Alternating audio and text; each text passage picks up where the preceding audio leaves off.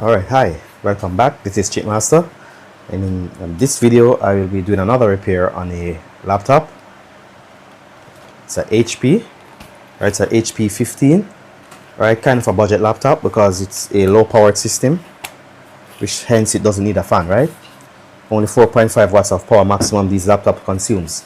So I got it from a tech and she said that it's not turning on. It's written dead here in red. See? It says dead in red there. Alright, so I'm going to see what I can do. Alright, so laptop is in hand. Alright, so I'm going to plug in the charger. Is it on this side? Yes, it's on this side. Alright, so I plug in the charger and I give power.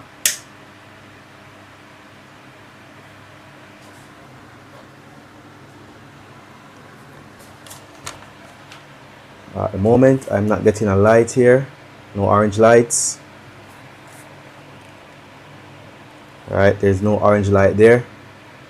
There's the LED. It's not glowing.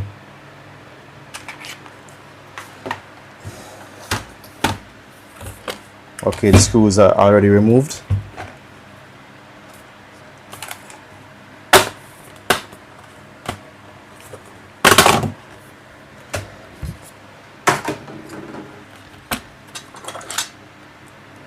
Okay, so first let me do a visual inspection. Alright, I can't bet the CPU is dead. I just have a feeling that the CPU is dead. This most likely it's a Pentium. Let me see on the sticker. Is it a Pentium? There's no sticker, but I feel it's a Pentium. Or it could be a Celeron also. So alright, so on the RAM section here, this is the RAM power supply area. Right, this is the PP 2.5 volts for the RAM, and this is the RAM core main supply, 1.2 volts. That's all good.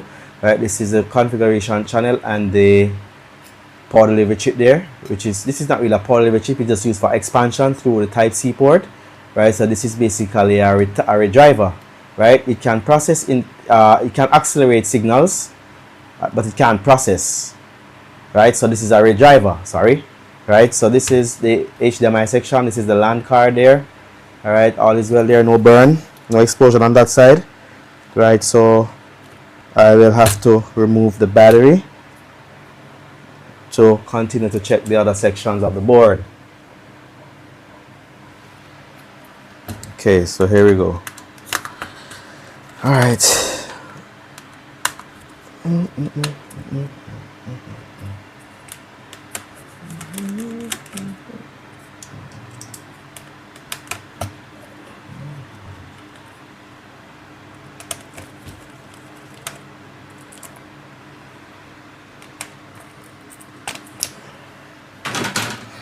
Okay, so I'm going to remove the heatsink as well.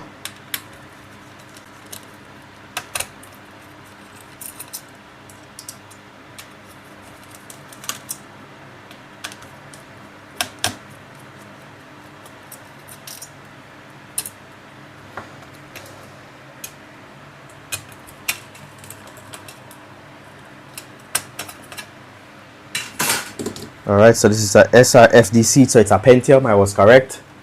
Right, these always break, these CPUs, because people tend to use these computers as if they are a supercomputer or a high-end computer, right? So they go over the limit with the computer usage, so they always break, right? So these are low-end or low-budget computer systems. Alright, so in the standby area, 3 and 5 volts, as you can see, all is well here. Right, there's no burn, any liquid spill, any explosion there on any part here of the board. Right, this is the embedded controller. Alright, all is well, no liquid spill, no explosion, no burn. Alright, down here at the Wi-Fi section here. Alright, all is well, hard drive. This is the hard disk drive connections. Alright, and so forth. All is well. Alright, so I'm going to take out the board.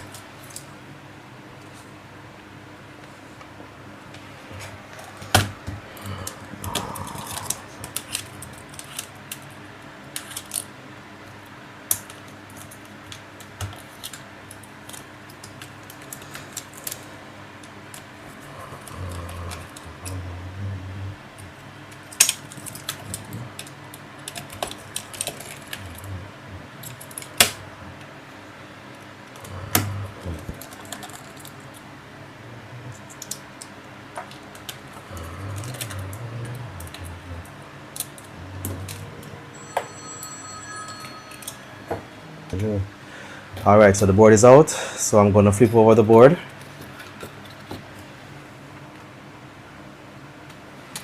Alright, this is the power switch section and the lid switch section also, all is well. Alright, this is the audio section, all is well.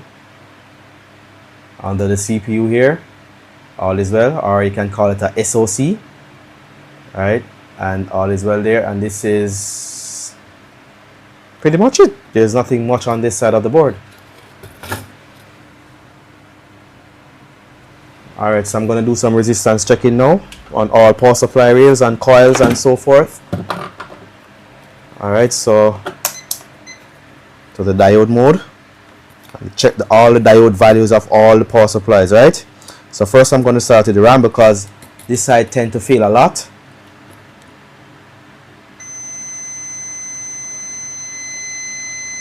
I get 9, that doesn't look right. Let me move the RAM. See that? I'm having a short here. So that means most likely the SRFDC SoC, which is the Pentium SoC here, is dead. Alright, so let me check the 19 volt rail. And this is the 19 volt, yeah? Common point. I get 400 and 400. That's good. Alright, 5 volts. Good. 3.3 volts. Dead short. So that means bias chip number 8 is short, isn't it? Yes. So the SoC is dead. I don't have to go any further. Right, so I'll have to replace the SoC.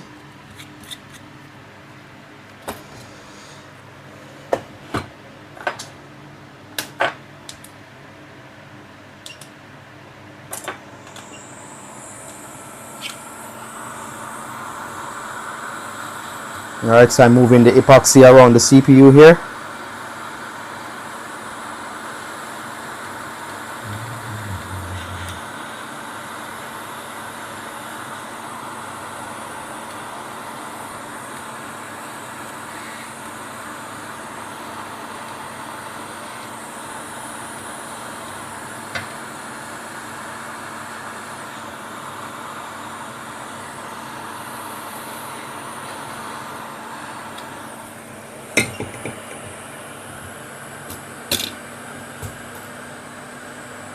And I will remove the SoC with, should I use the mini BGA or should I use the BGA machine? Which one?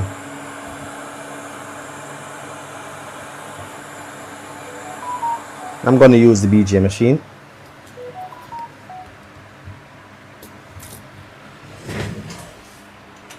Okay, so I changed my mind. I will use the mini BGA.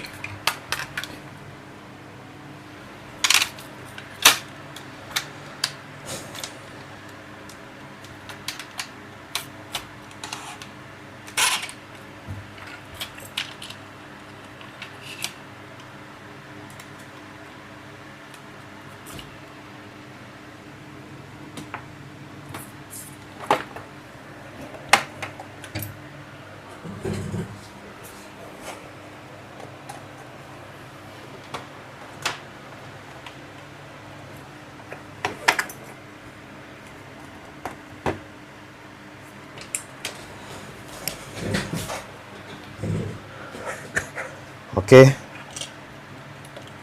so I'm gonna hit small CPU or large CPU. This is not a large CPU. I'll just use CPU PCH. This is thin enough. So these are some settings that are pre-programmed inside of this machine. So it allows even a non-experienced BGA machine user to use this or operate this device. Right, so it's a mini BGA heating station, right? S-BGN2. Okay, so I will remove it. So I'm gonna hit small CPU, start heating.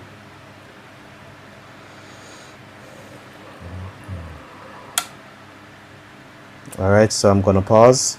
So this progress bar has to go all the way up, and then it starts to beep.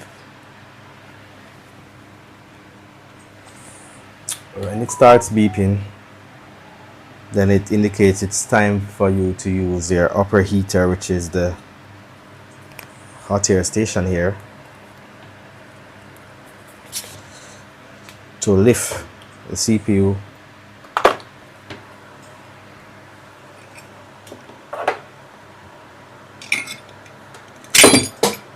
Alright, so I'm just going to do an overhead thingy here. Alright, so the progress bar is going all the way up. So it's getting hot. So I'm just going to add some flux.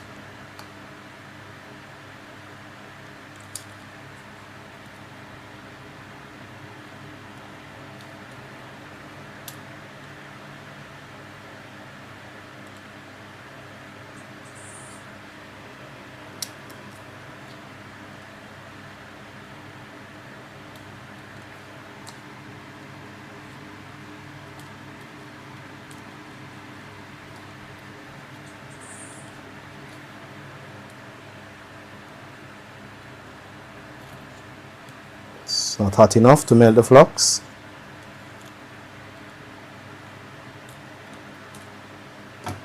Alright, so I'm going to wait for this to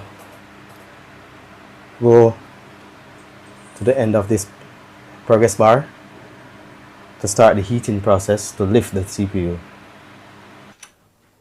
Okay, so the progress bar is there. It's gonna trigger a beep sound. All right.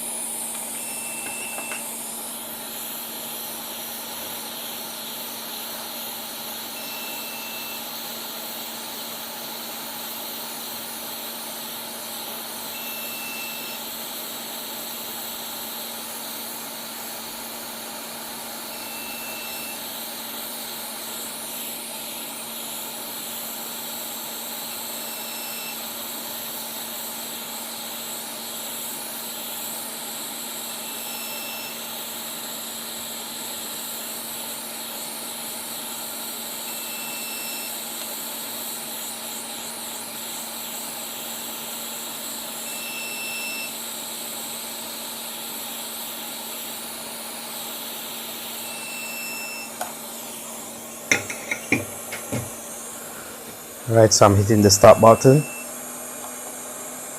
and hit baking, and then I'm going to start. I'll go under the microscope.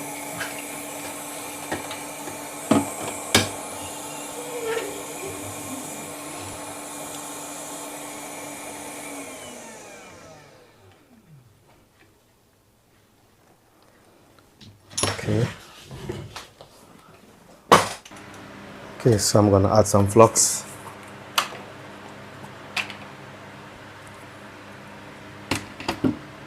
Alright, just examining the BJ pad here to see if there's any torn pads. All the pads are intact. Right, there are no torn pads, which is good. So I did a perfect job there. Alright, so I'm now pre-baking the board so I can keep the surface of the board hot while I do the prepping of the pads. Alright, so I'm just going to start from here.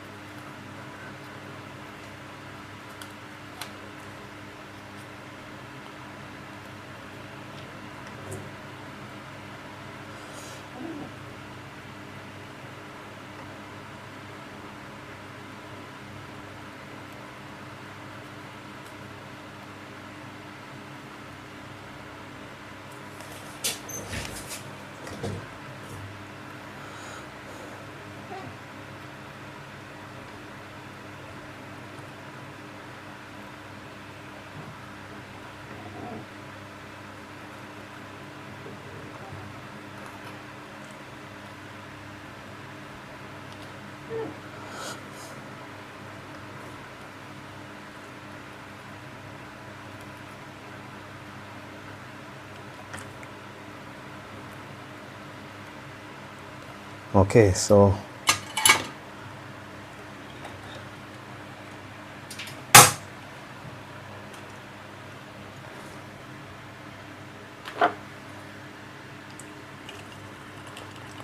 all the balls are now flattened. Now I'll have to see if I have a reball chip that is already prepared with solder balls.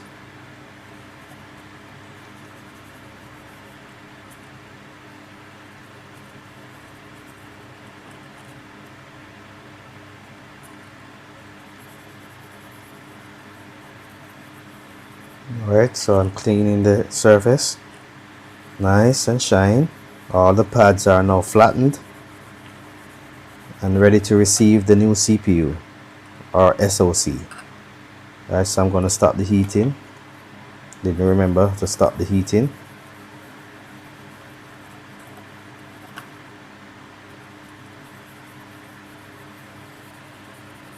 Alright, now I'm going to check the resistances now to confirm. Alright, so alright, RAM supply. Alright, I get 458, excellent. 3 volts. I get 3839, excellent. 5 volts, excellent. 341. Alright, 1.8 volts, 370, excellent. 1.0 volts, excellent. VPP 2.5 volts,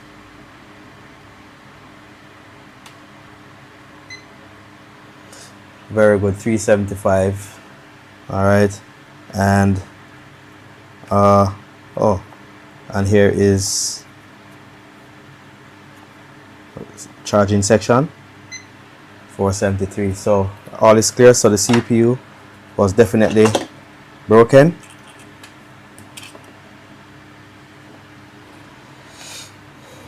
Alright, so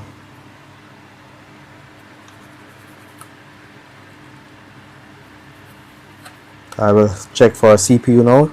If not, I'll have to reball one, because some of them I've used them on boards and customers can't afford the price, so I'll take them back off. So the balls are all messed up, so I have to reball.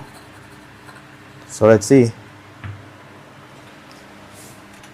Okay, so I have found one, so I have to reball. So I actually use it on a laptop and I had to took it off, so I have to reball the CPU.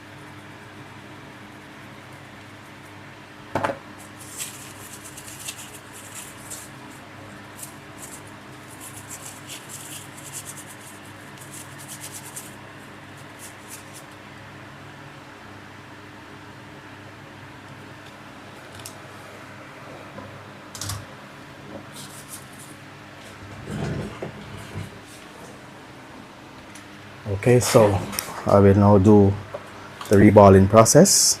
I'm going to use leaded paste, sort of paste,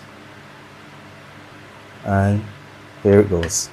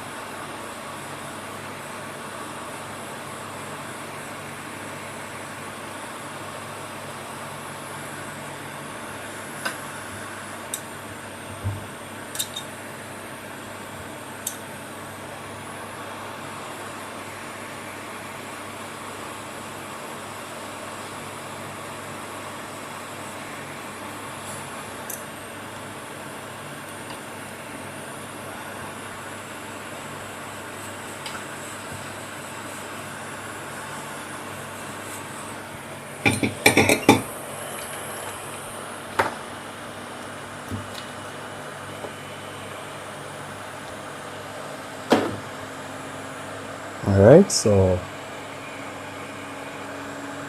I have a missing ball there.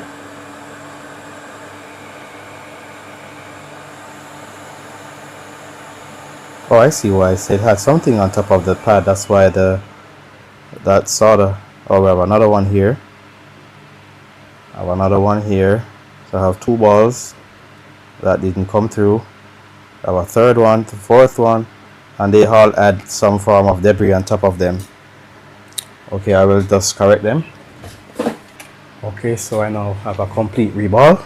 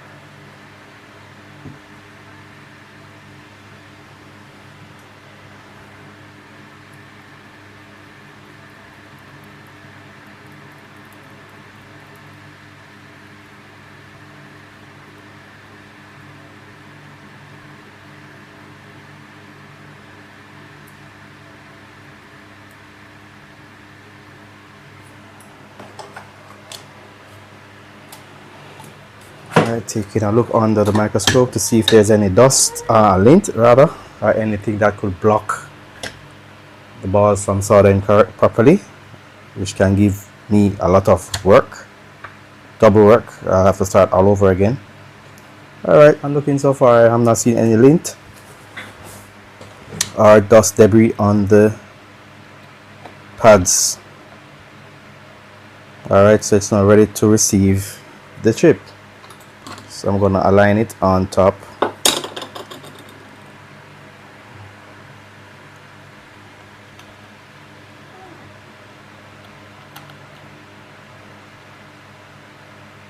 I think that's it.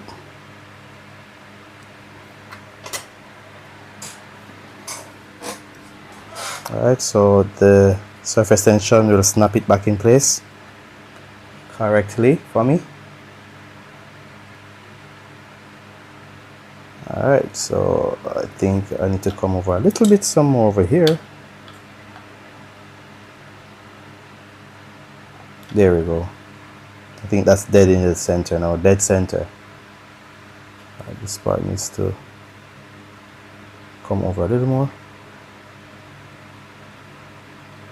Alright, so I have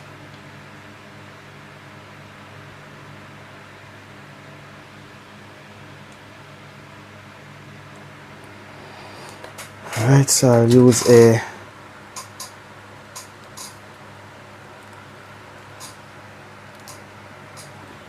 stents.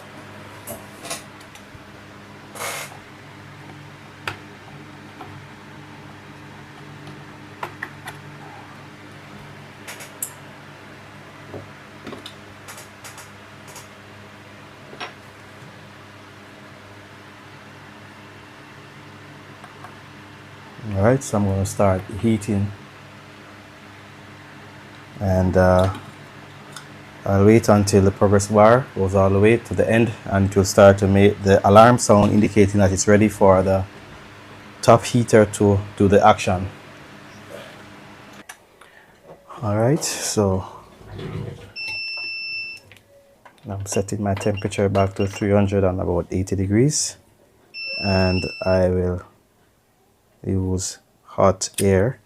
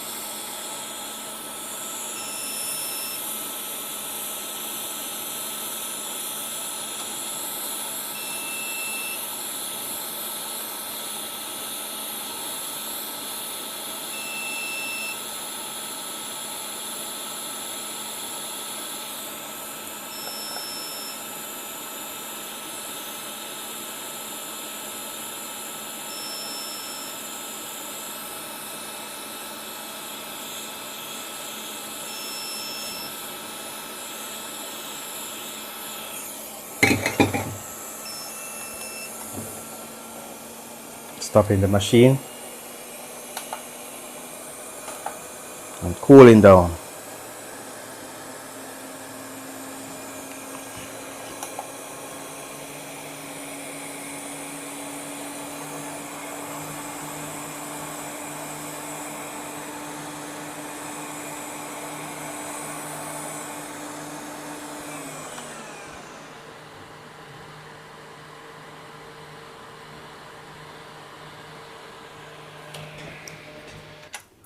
Okay, so the board is now cool, so I will now check some resistance to see if all the power rails are restored and reading correctly.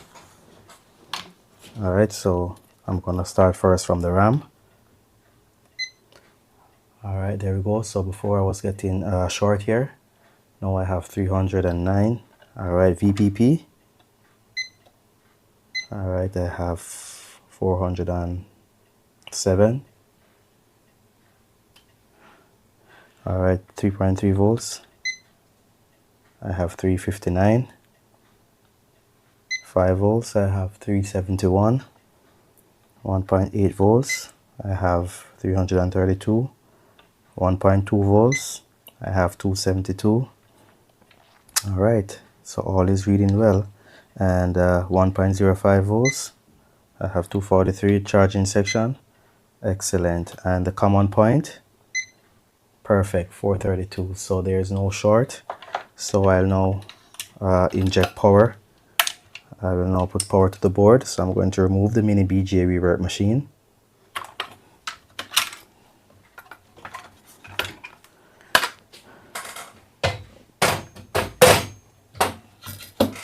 Alright, so I have the port here. Okay, so I am going to plug in the power. Alright, so I'm going to give power.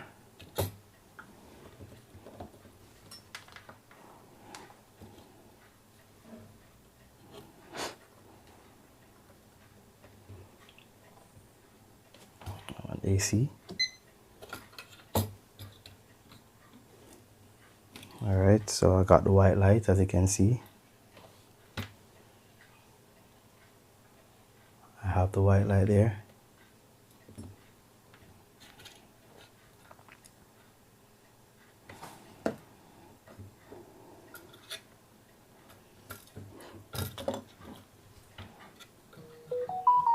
Alright, so I'm pressing the switch. As you can see, I'm taking 80 milliamp. Alright, 1.2 volts is there. Yes, 1.2. Alright, VPP 2.5. Excellent. 5 volts. Excellent. 3.3 volts. Excellent. 1.8 volts. Perfect. 1.2 volts.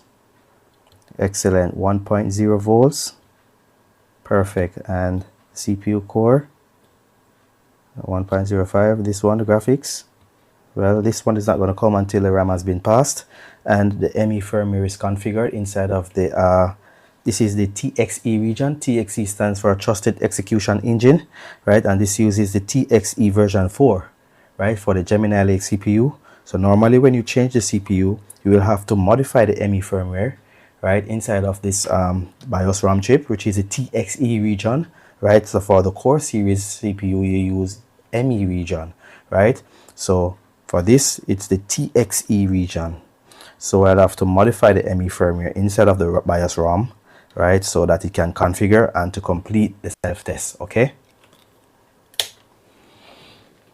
Okay, so the BIOS has been, the ME firmware has been cleaned. So I will now try again.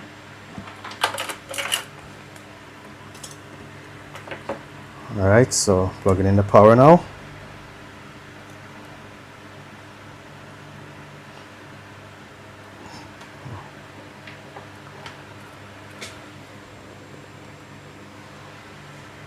Alright, so I'm pressing the switch. Take a look at the current and see if you see any change. There we go. So I have 140 milliamp. So that's good news. So I'm going to switch off and add RAM now. Alright, so I give power.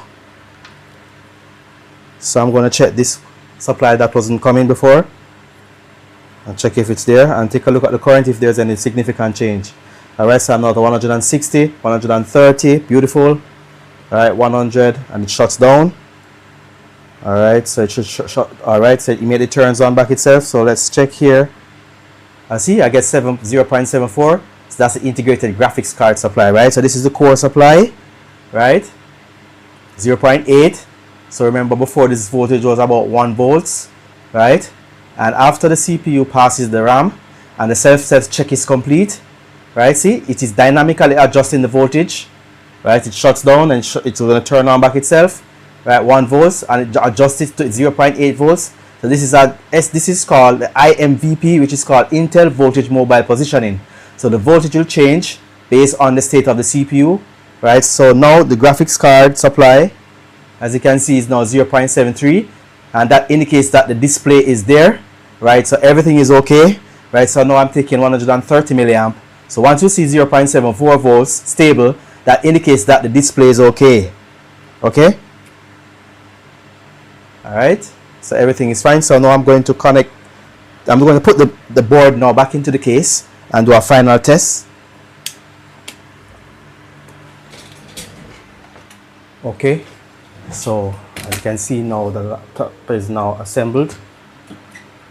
All right. So I will now power the give power and see what happens. All right. So.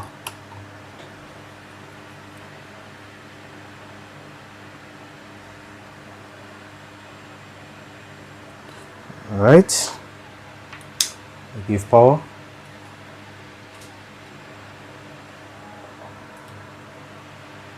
I now set power on the unit.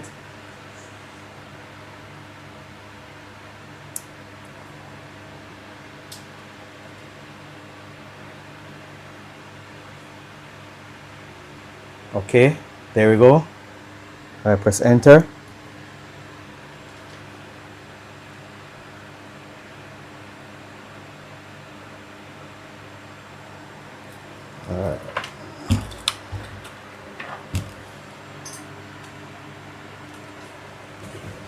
Alright.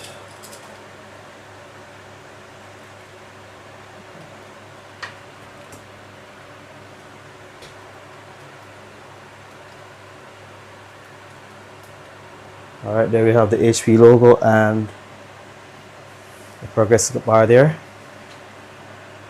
Right, this is a new screen. I don't want to take off the film because it's not, I don't know if the customer wants to remove it.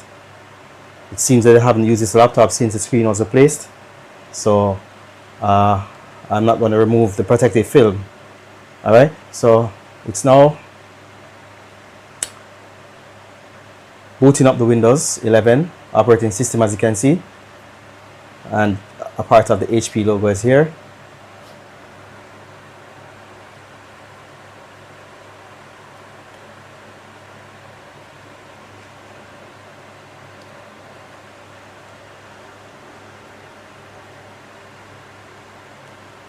Alright, so I'm just waiting for it to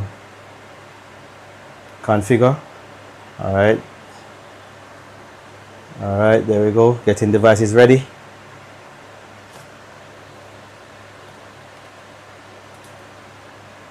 Getting ready. Alright, so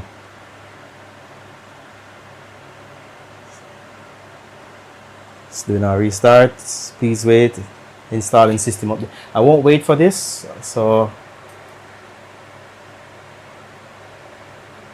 just for you to see.